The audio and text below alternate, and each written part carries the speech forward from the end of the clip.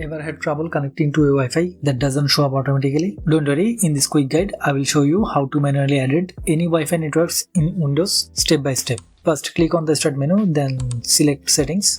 Inside Settings, go to Network and Internet. That's your central hub for Wi-Fi, Ethernet and VPN.